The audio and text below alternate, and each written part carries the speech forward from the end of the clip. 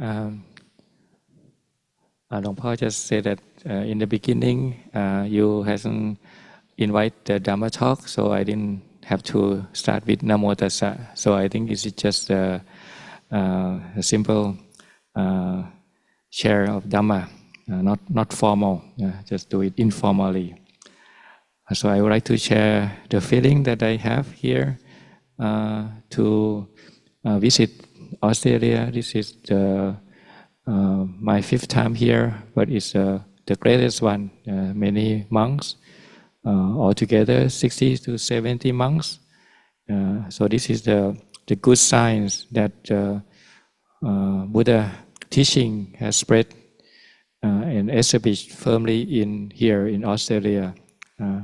So the Sangha has just visited Sydney, Wat Bodhisattva.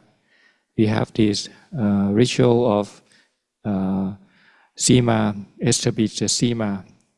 This is the very important ritual because it will determine the birthplace of the Sangha. We need the proper Sima to be able to ordain the new monks. So this is the part of this the Buddha teaching. We start with the building the place that we can come together, and then the personal who can do the work, and then the ritual, the Vinaya that the Buddha laid down. That how can we establish the Sima for the boundary of Sangha ordination. So this requires a lot of coordination, both the monastic and the lay people, because we have to invite many monks to come to do it together, and also the lay people also helping out to invite the monks. The Buddha saying that Sukha Sanghassa Samaki, the harmony and the coming together of the Sangha, working together bring happiness. So the way the Buddha laid out the rules is that we need a helping hand. Whatever we can do, we come in and help. So we finished this Sima, and then a few days ago there's some unexpected event. One of the monks passed away, Venerable Taniyo. So this is a thing that even though nobody wanted, but it happened. This dying of this part of the life. When we born, we die. So this is one of the things that is sure will happen to us all.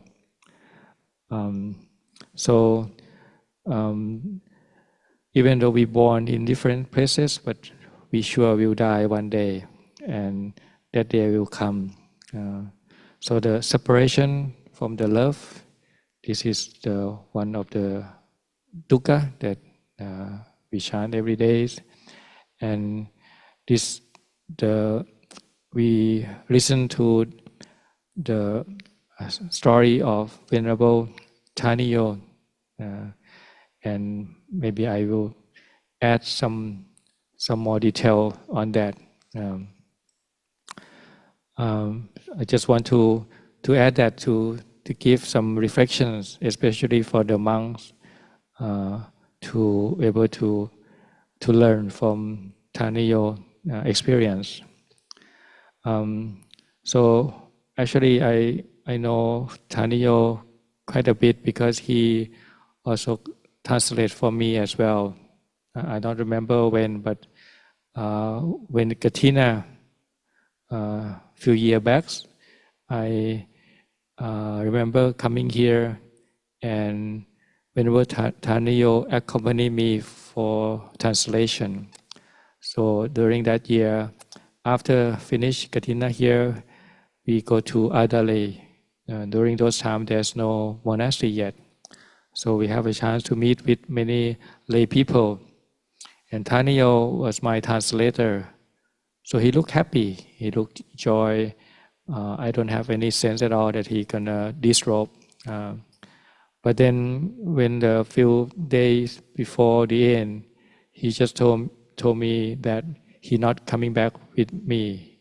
He gonna visit some relative. So he let me and Luang Por Sopon come back by ourselves.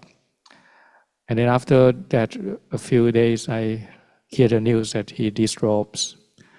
I I just basically feel like if he just come and ask me about the experience, uh, that might help him, because actually the feeling of wanting to disrobe, I have fight for a long time. Even myself, I remember I'm going to ask for my preceptor to disrobe 3 times, and he doesn't let me.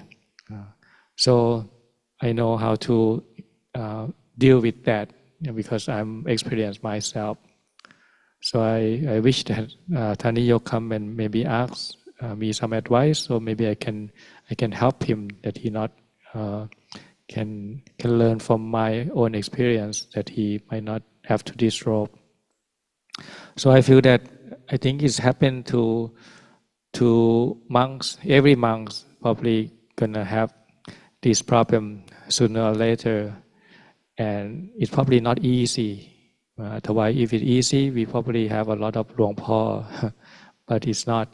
So many people disrobe after ordained for a while. So the monk's path is sometimes is dark. Sometimes we can't find the answer by ourselves. So we need Kruba Ajahn, we need a teacher to give us feedback, to give reflections on us. So if Taniyo come to me, what I will teach him is to be patient. I think to be patient is probably the very most Dhamma that you can use. This is the fundamental teaching that even Luang Por Cha has emphasized on this, being patient. So every monks who survive being the monk this long, all of them, you read all their story, they all be patient. Even also the Buddha himself, if you study the story of the Buddha, he do a lot of great patience.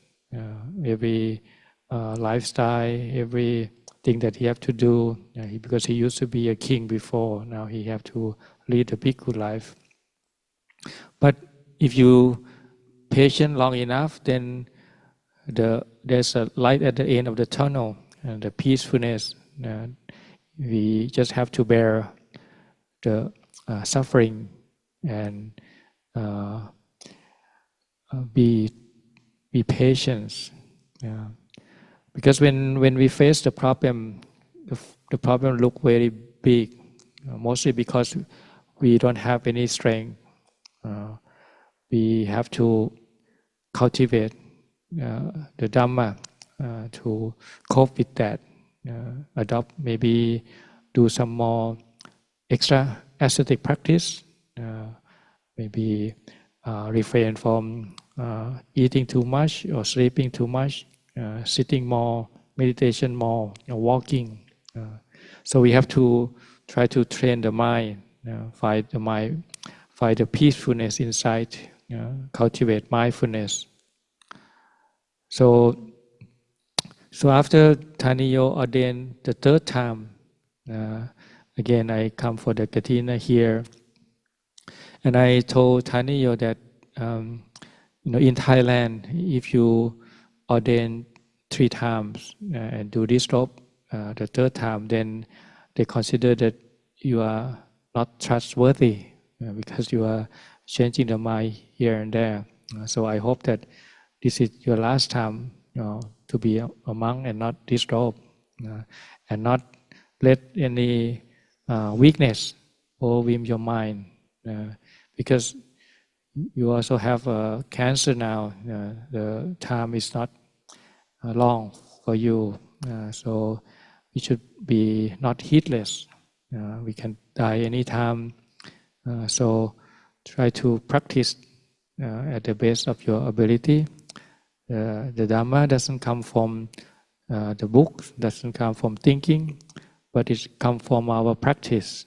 Luang Por Cha emphasized again and again, we have to make it happen. We have to cultivate the quality inside our heart, our mind.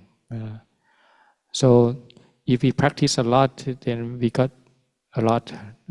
We practice little, then the result is little. It can't be otherwise.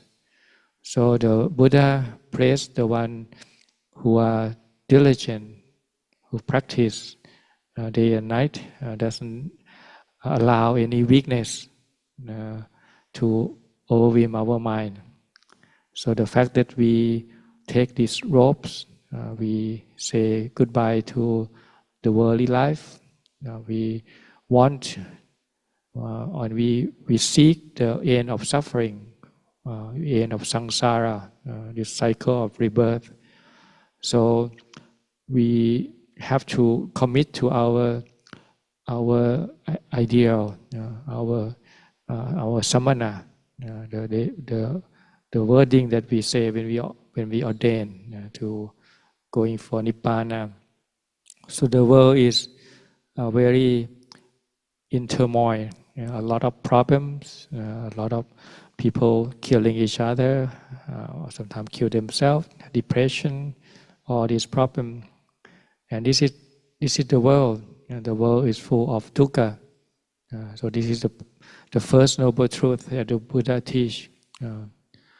So I think this is very important that we know that that the world couldn't be otherwise. It's always have a problem.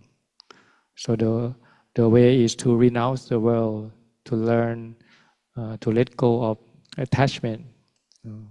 So when we come to practice, we should be truthful to the Dhamma Vinaya, and we have to cultivate all this practice, the Sekhiya Wat, the etiquette of this monastic life.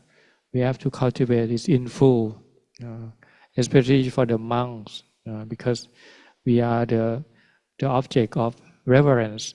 People look up to the monks with a lot of faith, because we renounce the world, we put 100% to the practice.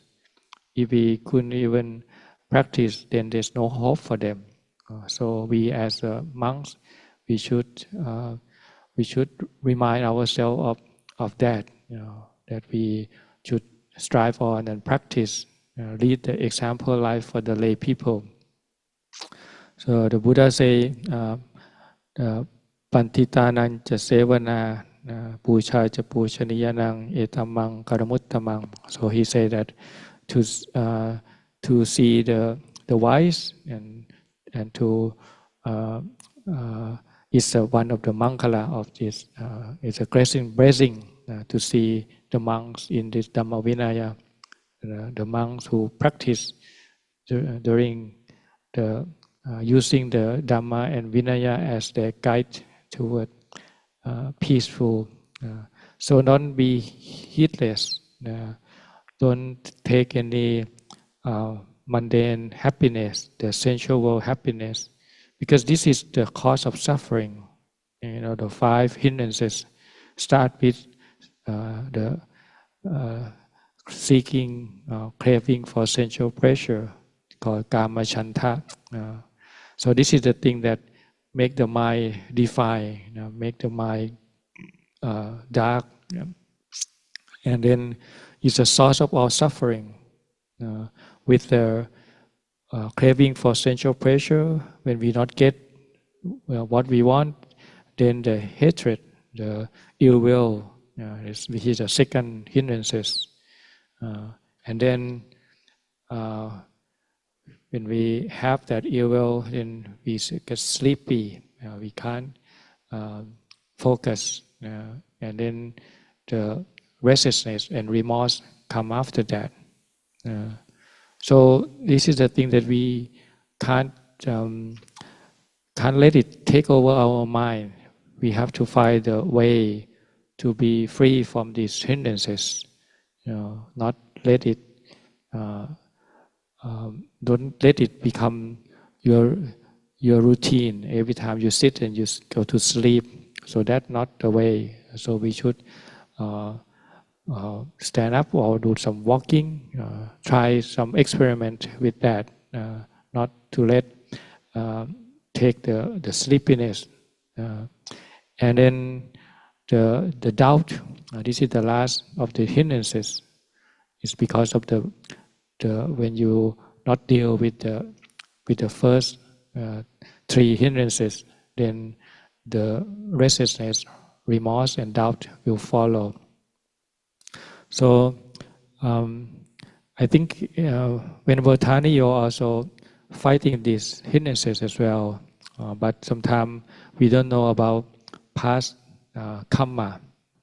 Sometimes we can only know for this life, but who know for the karma from the past life might catch up with him.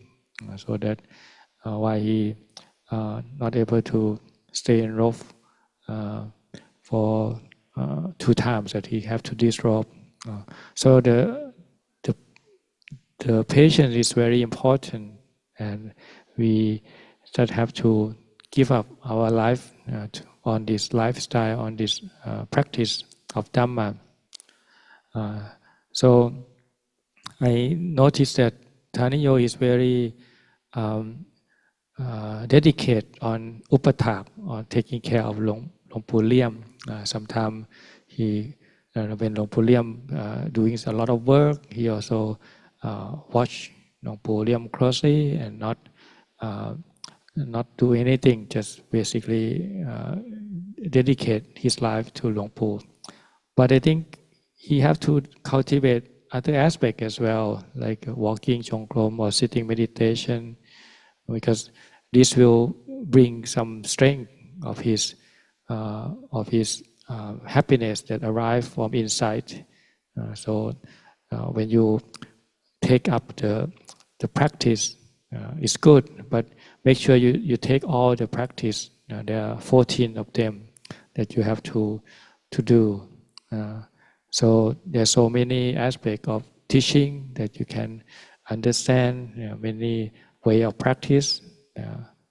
So this is the thing that I think is might looking back, it might be helpful if he can adopt other way of dealing with these hindrances, rather than rely on one thing, but maybe do other things as well to strengthen his spiritual path.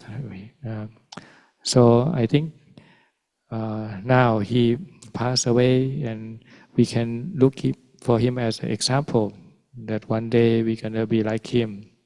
But what different is that we still have opportunity. We still have the day that we can practice day and night.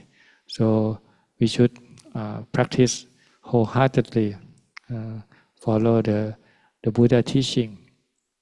So for you here in Australia, I think you are very lucky that you have this monastery. You have the monks here. You can come to practice. So this is my 5th time that I visit this place. So I think in terms of the material, it's developed very quickly. I saw many new buildings, many new piece of land. So this is good. It's a sign that Buddhism is spreading well. But there's another aspect of it as well, which is the practice. Because if you have only piece of land, only building, but nobody practice, nobody come for morning, evening chanting, nobody come for meditation, then it might not complete. So we need, after we have the complete building, we have to make good use of that building by practicing, coming together, chanting, sitting. Then Buddha teaching will be benefit for many.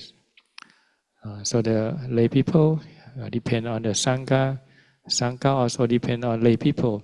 If we see all the lay people come and devoted and practice, so the Sangha also delight and want to come as well.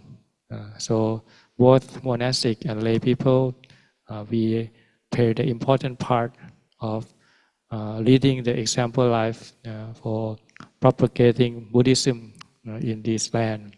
So I really hope that you are truthful to the teaching of the Buddha, develop the practice, follow the Noble Eightfold Path, and may you all able to end the suffering and able to realize the true peace, the end of the suffering. So I'd like to end my talk here and have a lot of anumodana appreciation for your hospitality and your practice today. Sadhu.